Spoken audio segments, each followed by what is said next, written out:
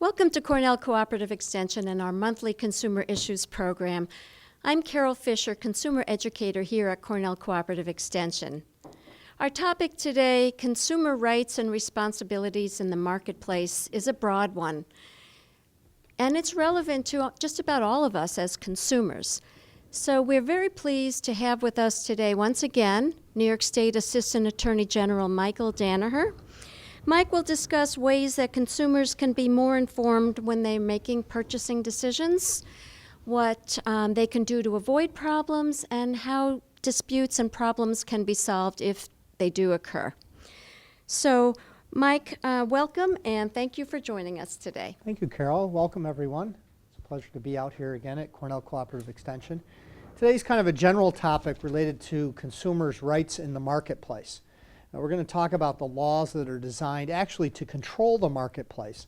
When you think about it, let's go back to my days of economics and things, that markets are really theoretically designed to be efficient.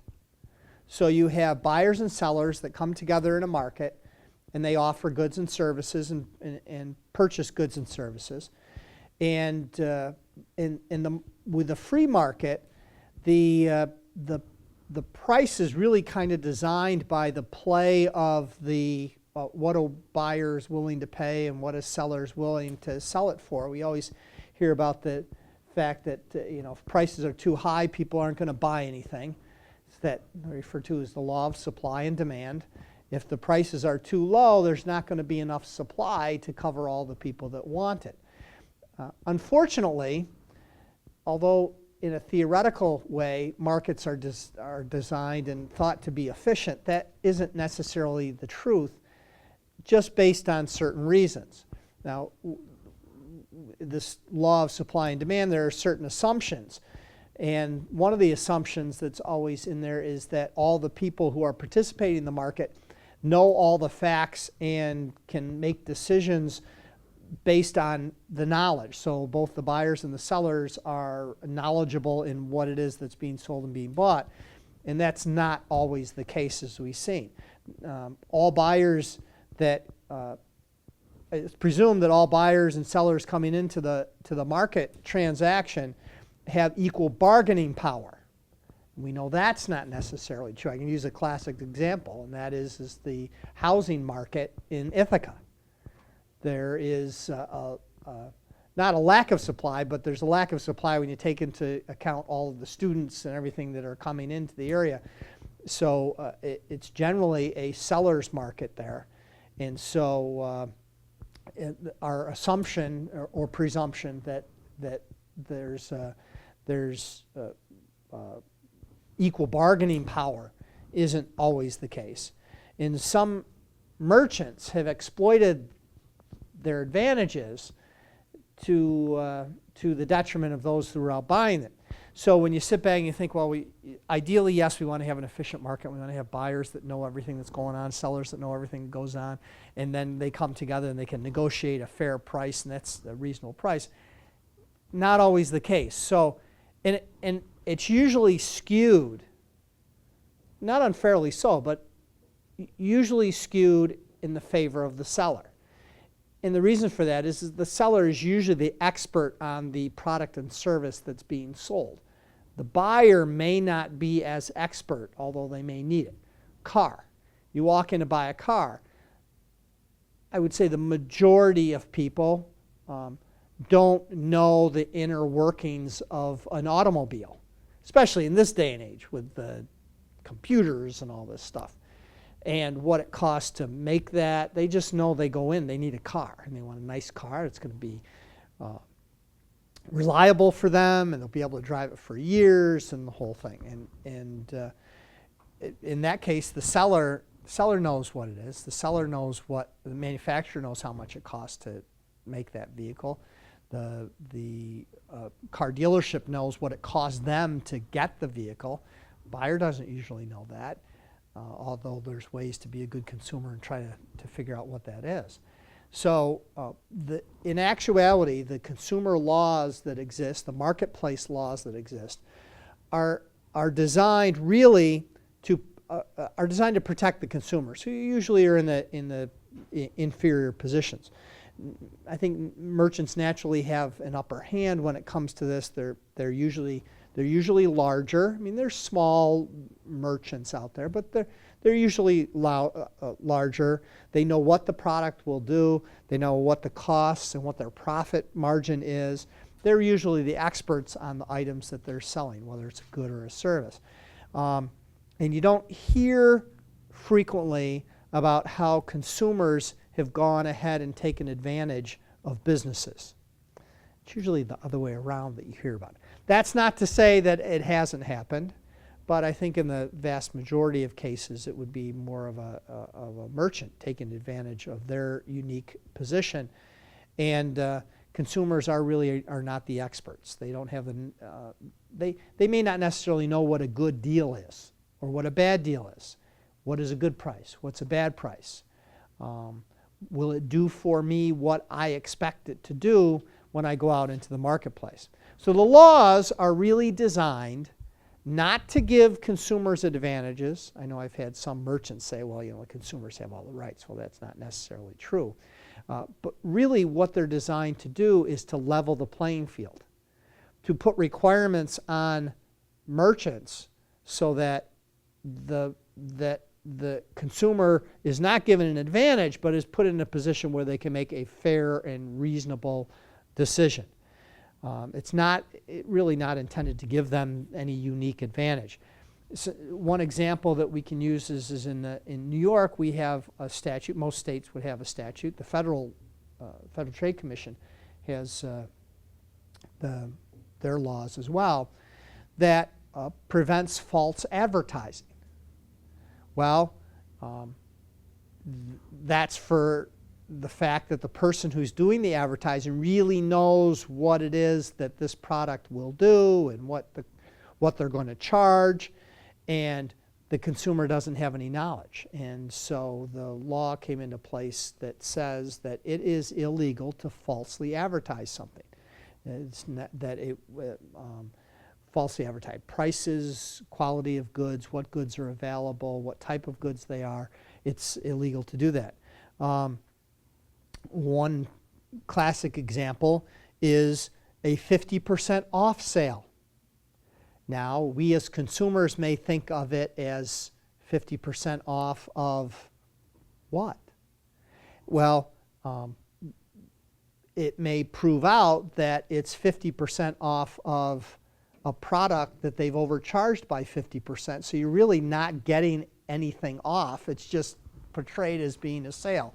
It's the example where when you have a 50% off sale, the sticker that you change is not what the price you're ultimately going to pay is. It just crosses off what the original price was and marks it up by 50%, and then says, okay, your price is still $100 because it's 50% off. It was $200 before. Well, if it proves out, there's laws that actually govern that.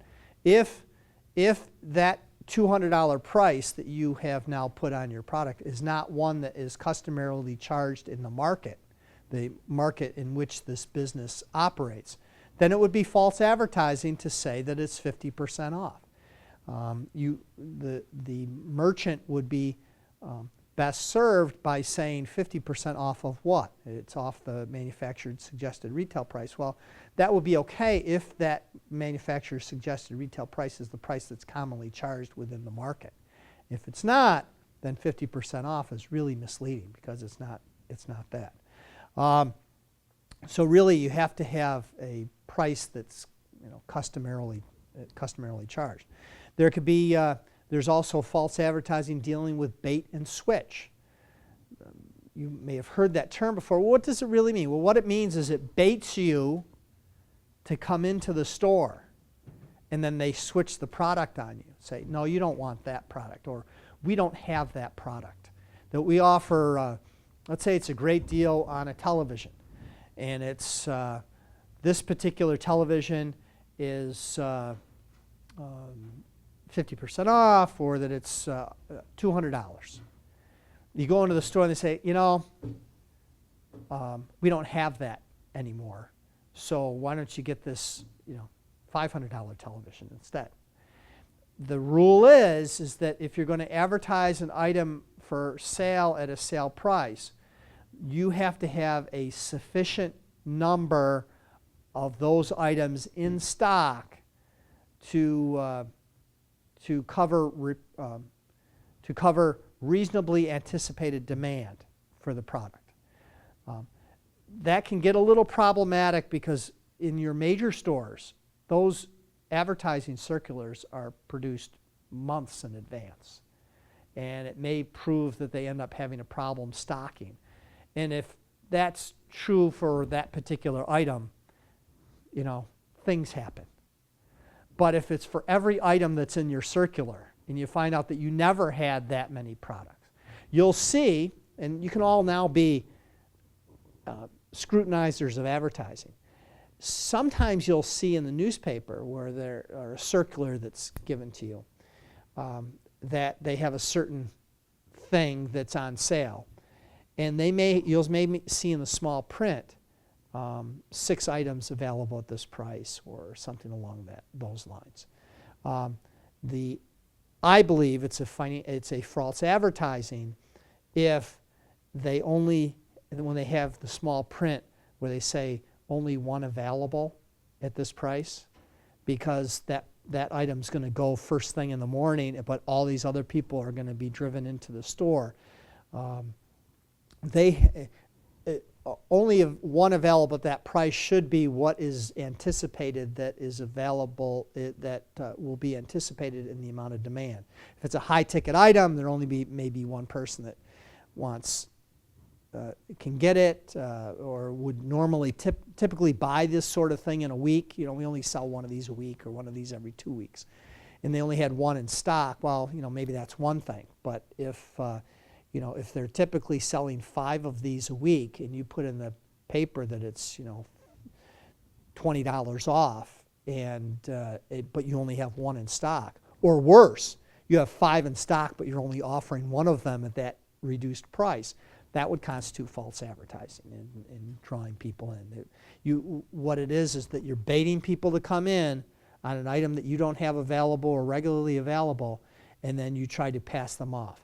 Another situation is where somebody says a XYZ model car for a really, really good price. Well, it turns out it's the base model.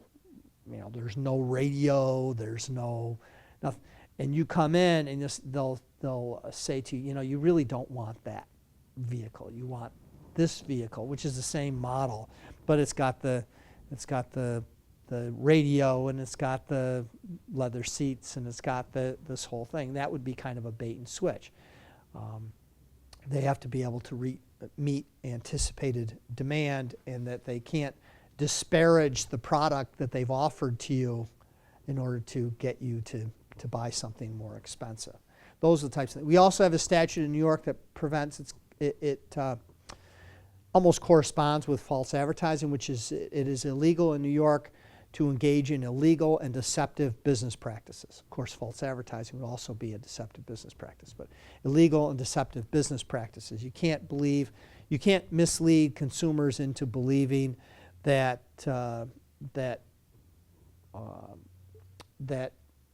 this item will do what you think it'll do, and it turns out that it won't do that particular thing. It would be an illegal and deceptive business practice to sell someone without disclosing a computer. And wow, I'm getting a computer, whatever kind.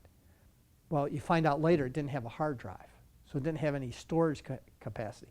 I think we as reasonable consumers, the ordinary person, would expect that when you buy a computer there's going to be some type of storage or memory there that you can store stuff. So in that particular case, when it goes outside what a reasonable person would expect, then it will be false advertising if you don't disclose those things. You need to disclose them. It'd be fine to sell the computer without a hard drive, assuming it works that way, I don't know. As long as you disclose it. You disclose that, I think in that situation where there's you're buying a car, that it's got a really great price, but most of us expect certain things when we buy a car, like 4 wheels and a radio or stereo of some sort, or other things that we normally expect to be in the car. If those things are not in there, you should disclose it. I know in our advertising, our office, because we don't have as many problems now, thankfully, but there were times when we had terrible problems with auto advertising, where disclosures were not made and that people were being misled. And so our office actually adopted auto advertising guidelines. We worked in conjunction with the New York State Auto Dealers Association to come up with some general rules that we expect to be in auto advertising. And it also incorporates some federal statutes that deal with lending and interest rates and things that must be included. Well, we have certain provisions that the auto advertisers should go by so that people aren't being misled. One of the key things is that if you are going to advertise a vehicle, you need to include all the major options that are in that particular vehicle. So that, why? Is it to give consumers advantage? No, it's to give consumers a level playing field so they know if they're getting a good price or not. We would all agree that a car with leather seats, well, they all have air conditioning now, but if they have leather seats, Bose sound systems, sunroofs, certain types of wheels will add to the value of that vehicle. So when you look at a vehicle in a newspaper and it has Chevrolet Impala, whatever the price is, let's just say $18,000, which would be a really good price. You say, wow, Chevy Impala. Well, you go there and it is the base model that has no air conditioning and has no stereo and has nothing. And you go, well, that's not really a great deal if I don't get all these things that I want. We want the consumer to know when they go in, this is the kind of car that they saw.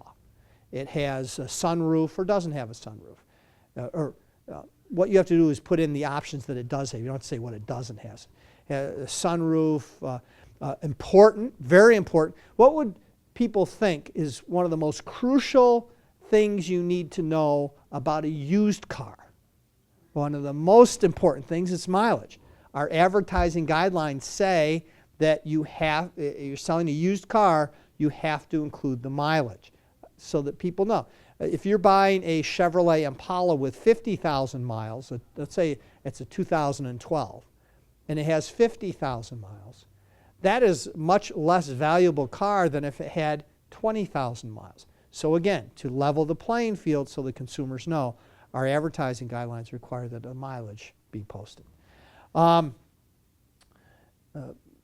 There are in the retail market, sometimes you will see that somebody is selling something and they say that 100% of the proceeds are going toward a charitable purpose.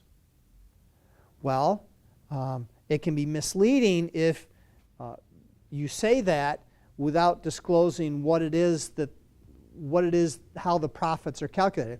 Some people have said that 100% of net profits go toward this charitable purpose. Well, what's net profits mean? Net profits means after you deduct all your expenses and you don't disclose what those expenses are, and it turns out that it may be very little that ends up going over to the charitable entity. Or for the worse is when you say a certain percentage of your sales that day are going to a charitable purpose and then you don't do it. So that's another way that it would be false advertising. there have been, we see them all the time in the newspaper, these weight loss products. And you have the picture of the really fat guy, and then 6 weeks later he's there with bulging muscles and lost 50 pounds and all that stuff. They have to take care in presenting the weight loss programs, and you will, what do you typically see at the bottom of the advertisement for that is a little notation that says results not typical. So really this, you say this is an ad, but the typical person's not going to end up looking like that after they, but there's this at least disclaimer, because somebody looking at that saying, oh my God, look how great she looks after taking this pill and spending this money on this pill. I want to look like that. And we spend the money and it doesn't work, and it turns out that that was something that was a very unusual circumstance. In addition to taking the pill, the person also ran 100 miles a week and lifted weights and did this for the 6 weeks or whatever it took. So there has to be fairness in advertising. The advertisers must adequately and truthfully disclose information so as to afford a consumer the opportunity to make an informed decision. Because we're always advocating here out at Cornell Cooperative Extension during our talks that we want to be a good consumer. And understand, as a consumer, the consumer laws only level the playing field. Doesn't give the consumer an advantage. So the consumer has to use the information that they receive to make an informed decision for themselves. Some of the other things is that you want to, consumers, what is another essential element is you want to know who you're dealing with. So we actually have a law in New York that requires that a company operating under anything other than their real name must file a business certificate in the county clerk's office where you operate your establishment.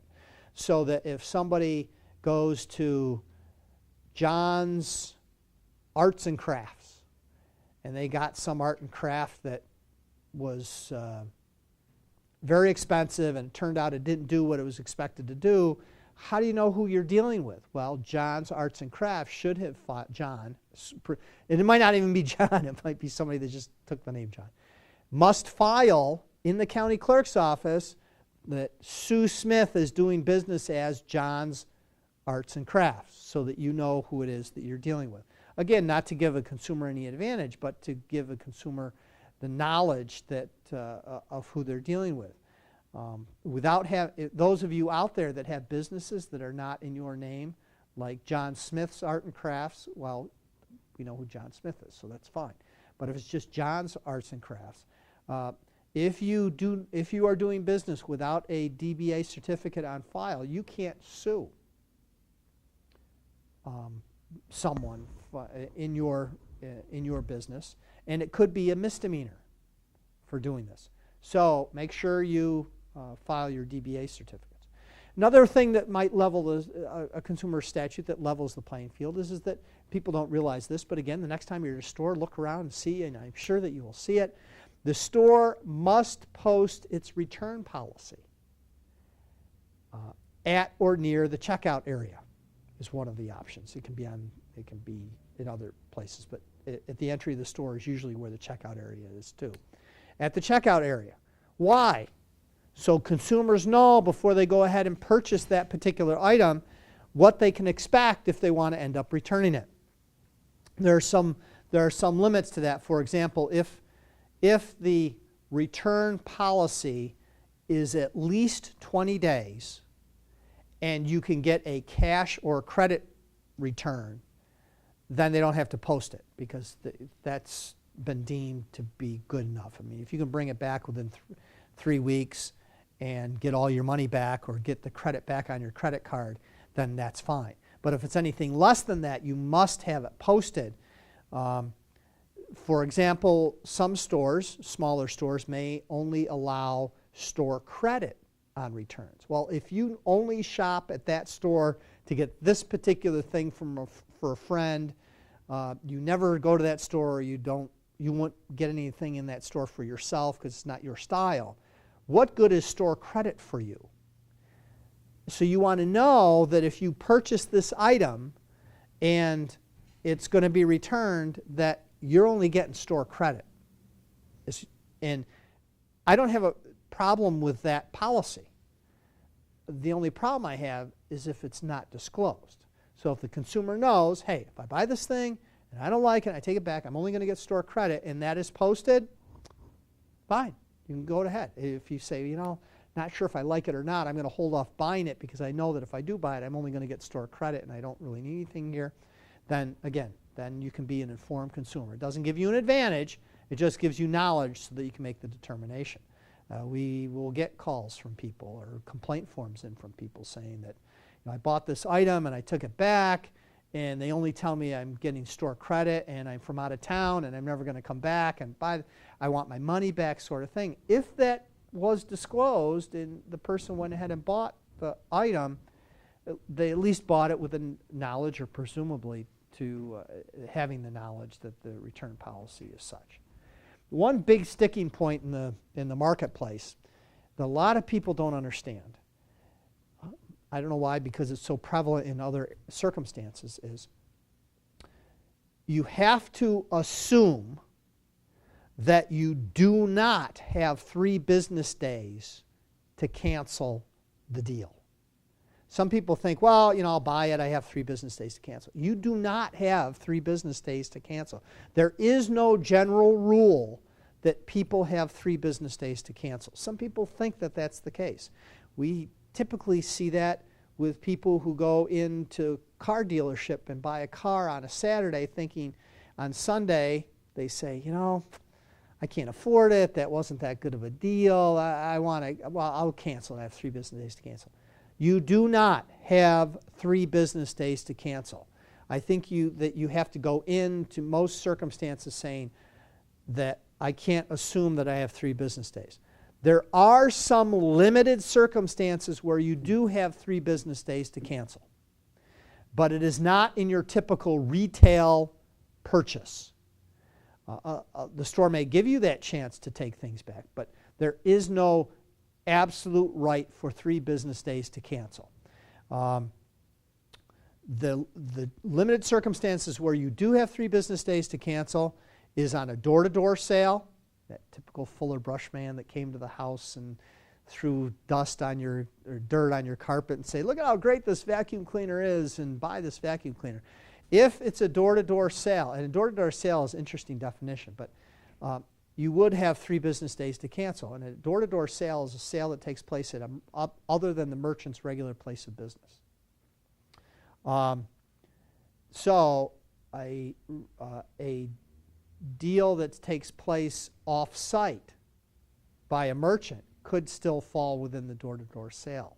So the merchants need to be aware of that. Another circumstance where you have 3 business days to cancel is a telemarketing sale. Somebody sells you something over the telephone. Again, if you think about it, the reason for the 3-day right to cancel in those circumstances is such that it's considered to be, by its nature, a high-pressure sale. If somebody comes into your house and makes the sale, it's considered to be a high-pressure sale, and that you have a 3-day cooling-off period in order to make a decision whether or not to do it. If, however, you go to a business to buy something, it's much easier for you. You can't walk away when it's at home. You're already home. So, but if you're at some retail operation, you can just walk out the door. So in a door-to-door sale or same thing with a phone. They called you. They're on your phone calling you. You have 3 business days to cancel. The other circumstance is a home improvement contract. The law is such that when you sign a contract for a home improvement, you have 3 business days to cancel. The 3 business days does not apply to all transactions. It does allow you to cool off, but just for emphasis purposes, it does not apply when you go and purchase a car at a car dealership. So don't think you're going to be able to get out of the deal once you sign on the bottom line. Many of the consumer protection laws are contained in a group of laws in New York, which are called the New York General Business Law. It covers a whole host of things. Going out of business sale. We see an advertisement that says, this carpet store is going out of business. What do we immediately assume? Oh, we're getting great deals. They're trying to unload their inventory, and we're going to get a great deal.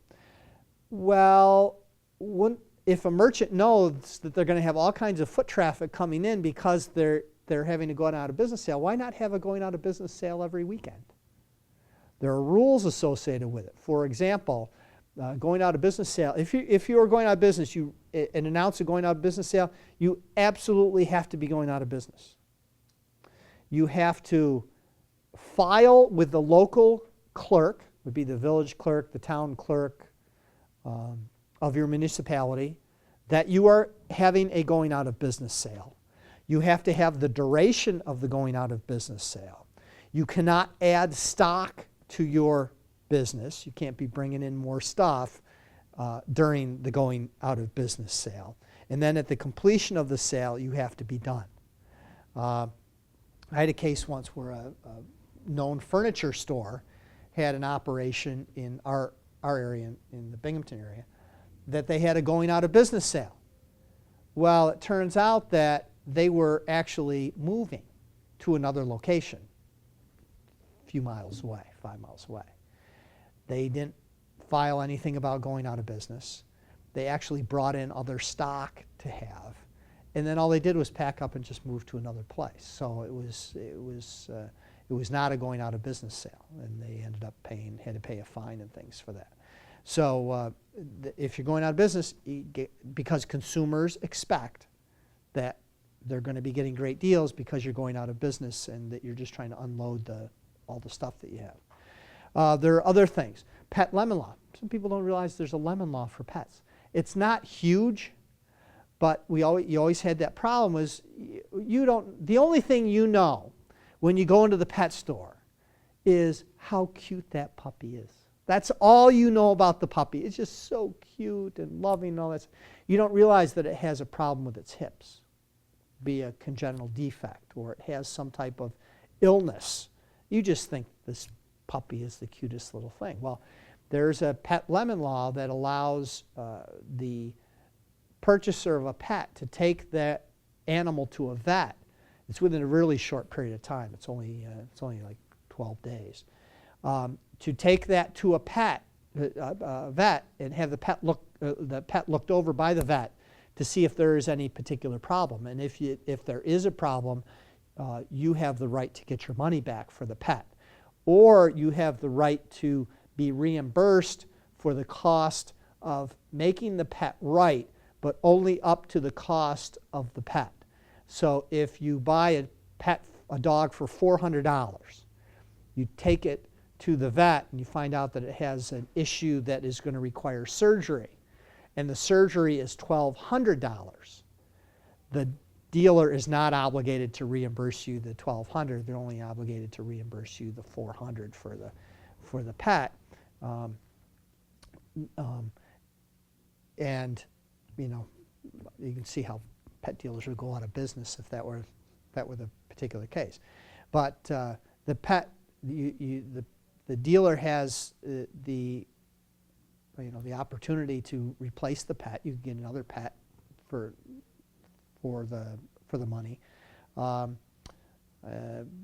or you can get the cost of medication or whatever for up to the price of the animal. Again, to level the playing field, because the pet dealer would know more about the origin of the pet, where it came from, how much, what the lineage was, that whole thing, and might be in a better position to determine what the health of the animal, because they're supposed to have the animal looked at before it's sold, and so they should be able to know those sorts of things. Another issue, we haven't had it here locally, but it has cropped up in the case of instances where we have abnormal disruptions of the market. I talk at markets are supposed to be efficient. Well, some things can occur that causes an abnormal disruption, such as a flood or an ice storm or something that impacts the area in general. Well, if that's the case, we always have that situation where people exploiting the flood and going to a home goods store, hardware store, an hour away and buying generators because there's no power, and coming back to the area and multiplying the price they paid for the generator by 3, and coming back and selling it to people here locally. In New York State, we have a price gouging statute, and the price gouging statute applies when there's an abnormal disruption of the market, be flood, a natural disaster typically. It isn't just in the normal course of the market, it's an abnormal disruption of the market, where the merchants cannot charge what the statute refers to as grossly excessive prices. So we've had that circumstance where in a natural disaster, what ends up happening? Hotel rooms fill up, and disaster repair companies flock into the area, and energy provision we need made for, in addition to other consumer products, food, shelter, that sort of thing. And what it is that the merchants cannot grossly exaggerate the prices, grossly inflate their prices to exploit the situation. We had it here in the floods where we had some hotels that increased their prices astronomically when the floods occurred, and people were kind of stuck with that. Our office looked into those things. Hurricane Sandy was typical. That was gas. It was gasoline where prices were being charged at unconscionably excessive prices. And we went after numerous gas stations down on Long Island in New York City for jacking their prices up, unreasonably so. They could increase. It doesn't prevent them increasing the prices. They can increase the prices. It was gross increase in prices when you take into account their costs. Well, it costs many of these places more money to have gas shipped in. They had to come from farther distance away and that sort of thing. So their costs went up. And that was fine if it was $5 a gallon because their costs went higher. The problem was that we got their records to see how much their profit margin increased. And some of them, their profit margins were increasing 100% from what their profit margins were before the disaster. And we went after those. So in New York, we have a statute that some people think that because a merchant is just charging high prices, that it is price gouging. That's not true. The price gouging only kicks in when there is an abnormal disruption of the market due to some unfortunate event that occurs. Some other things that people need to be aware of as far as the dealing in the marketplace, one area that is becoming quite prevalent now, and that is in online shopping. People have to be very careful and be good consumers when you're dealing with online shopping. In particular, because I've seen it happening more recently, I just received some calls about it, is you got to be very careful about using sites, I call them open market online sites, such as Craigslist. It's great. It's a place where you can go and sell your dining room table or your bedroom set or whatever you're selling, your boat, your car, whatever. Rent out your house, whatever it is. It can be a very valuable place, but there are some key things that you need to be careful of. First of all, I can almost guarantee you, if you are a seller and you want to go on Craigslist and sell something, I can guarantee that you are going to be contacted by a scam artist, because they're going to see that and they're going to contact you. They're going to want to buy your boat, your car, your kitchen set, or your dining room set. They will say to you that they're going to send you a check. It's going to be a fake check. It'll come to you. It'll be more than what you're asking for on the price of the item that you're selling. And they'll tell you, look, just take the check, go down to your bank, deposit the check, keep the money for the dining room set. Also keep an extra $100 for running around purposes. And whatever's left over, you can wire that money out to us. And then we'll come by and pick up the whatever it is that's being sold. What happens typically is you go down, you deposit the check, you look and you find out that your bank account went up by whatever the amount of the check was, so you think it cleared. It has not cleared yet. You wire the money out. Nobody ever comes and picks up the dining room set, and it turns out that what you did was you deposited a check, which ultimately bounces, but you've wired out cash, and the cash is gone. And the bank will say to you, you know that check, you took money out to cover, to wire it out. And we say, we want that money back. You say, well, no, because the check cleared. No, it didn't clear. And it is happening all the time on Craigslist. People are contacting sellers and saying, buy this. Use Craigslist, fine, but have certain rules. Certain rules are that you will only sell it to somebody who actually comes to the house, hands you the money, and personally picks up the item. Only sell to somebody local. Don't be selling to somebody that's out of the area, because they will never show. They'll send you a fake check. It happens all the time. Just happened recently with actually it was somebody who used to work in our office. They came by, they're retired now, they came by and they said, we put our pool table up for sale on Craigslist. We got contacted by somebody. They sent us a check, and now they're contacting us and threatening us.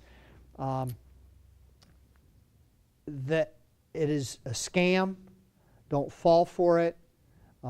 It could even be if you use the low-tech way, which is the classified section of the newspaper, because those are posted on the newspaper's website frequently. So you may still be contacted by somebody out of the area to come in. If they're from out of the area, I encourage you only sell that to the person if they come from out of the area to come pick it up.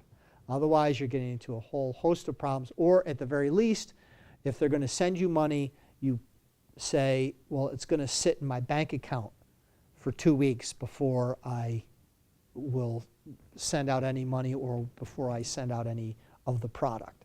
Make sure the funds are good before you do it. If you are a buyer, also beware, because fraudulent sellers end up on these types of sites. An example, it's happened in Ithaca. Those people who are coming from out of the area, students, to rent here to attend one of the college, the university here. And they will, because they're so used to, they're younger, they're so used to being online. Computers have been in their lives, their entire lives, unlike us older people where we haven't had computers our entire lives, so they're very comfortable with it. They're frequently using, buying and selling online. So they look and they see that there's this nice apartment for rent in the Ithaca area at a very good price, beautiful pictures, and they end up corresponding by email, because that's how we always have to communicate now. And they end up sending in the first month's rent, the security deposit, and the last month's rent, 3 months worth of rent. And then they show up in August and knock on the door, and the person who opens the door, and they say, well, I'm ready to move in. They say, what are you talking about? They say, well, I rented this place. You didn't rent this place. We have it up for sale. What they'll do is they'll go to the multiple listing service, take the pictures of the place, then put it on Craigslist as being rented out, and then you send the money in, and it's all a scam. And the person is long gone, and the house is not available to rent. Not only are you out the money, but then you don't have a place to live when you get here. So these are all things that you need to be really careful of. So if you're going to rent a place, yeah, Craigslist would be a great place to look, to get an idea. But go to the place of where it is that you are going to be renting and look at the place. Make sure the owner is the owner, and then rent it that way. Same thing if you're buying something. You want to make sure that what you're getting is, one, you're going to get the thing that you're buying, the widget that you bought online. You want to make sure, so you want to make sure that you're using reputable websites, and be very careful about that. It just seems like we have to be careful about everything we do, but it's true. Our office brought a case last year against 19 companies who are referred to as search engine optimization companies. And what does that mean? What that means is they post favorable reports about a business as a marketing ploy. So they were hired to make a company look good. And so they were posting fake approvals and comments on websites. So again, especially the younger people, but I do it too, is I'll go online to see, let's say I'm going to rent, I'm going out of town and I want to find a hotel. Well, one of the things I look at are what the comments are about the hotel.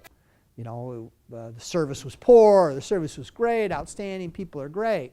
Well, our office brought a case against 19 search engine optimization companies who posted fake consumer reviews on websites such as Yelp, Google Local, and City Search, which are apparently websites that you can check. And the companies used techniques to hide their identities. They created fake online profiles on consumer review websites, and sometimes paid freelance writers from as far away as the Philippines, Bangladesh, and Eastern Europe for up to from $1 to $10 per review to go onto a website and say, oh, this place was the greatest place in the world, I stayed there, or I ate there, or whatever. And it resulted in, it was a term that they use called astroturfing. And it's posting these fake recommendations on websites. So be very careful, even if you're going to check on the comments and the recommendations online, because you don't know who it is that might be posting these things. And these search optimization companies post different things, searching for people to do reviews. They hire you to do these reviews and say, for example, one said is, I need help from someone who is a Yelp expert to post positive reviews for a spa that will not be filtered using legitimate existing Yelp accounts. Must have at least 10 friends on Yelp. Please be a Yelp expert. I will pay $10 per review.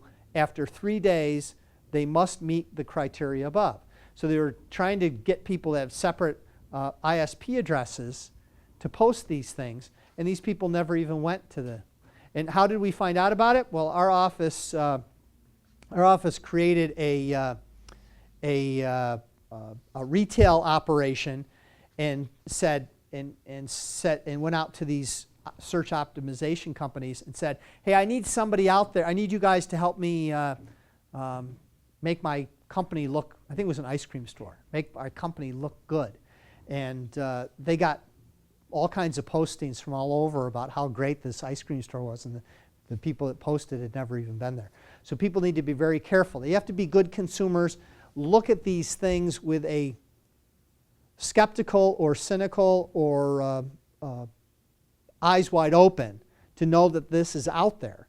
If you are a good consumer and you understand this and use the laws that are to your benefit, false advertising, illegal deceptive business practices, and use the information to make an informed decision, you will go a long way toward having a good buying experience. If anyone has any questions regarding the marketplace or regarding any consumer issues, they can feel free to contact my office, the New York State Attorney General's office, at 1-800-771-7755. If you call it in the Binghamton area or in the Ithaca area, it will ring in our office in Binghamton. I think it's anywhere in the 607 area code will ring in our office. Or you can contact the Cornell Cooperative Extension helpline, which Carol will fill in for you in a couple of seconds. And they have also information available to you. The most important thing is that you need to be a good consumer. Take these laws and use them to your advantage. Do good due diligence and make sure that that what you're getting is what you're hoping to expect and pay for. So thank you. Well, Mike, thank you so much for helping us explore this issue and be better informed consumers. I know I feel more confident now about making purchasing decisions, and I hope you do too. And thanks to all of you for joining us today. If you'd like additional information on this or other consumer issues, please, as Mike said, feel free to call the Cornell Cooperative Extension Consumer Helpline. We are here on weekdays. We have staff and trained volunteers that can help you explore these issues, answer questions. We provide unbiased and research-based information. Our number is 272-2292. I would also like to invite you to join us live next time for one of our consumer issues programs. We are here on the second Thursday of each month at Cornell Cooperative Extension. Our address is 615 Willow Avenue in Ithaca, and we start at 11 a.m. The programs are free, open to the public. You don't have to call or let us know you're coming. Just come on down and enjoy the presentation. The next month, our next month's program will be an update on charitable giving, another timely topic, and we hope you will join us then. Thank you.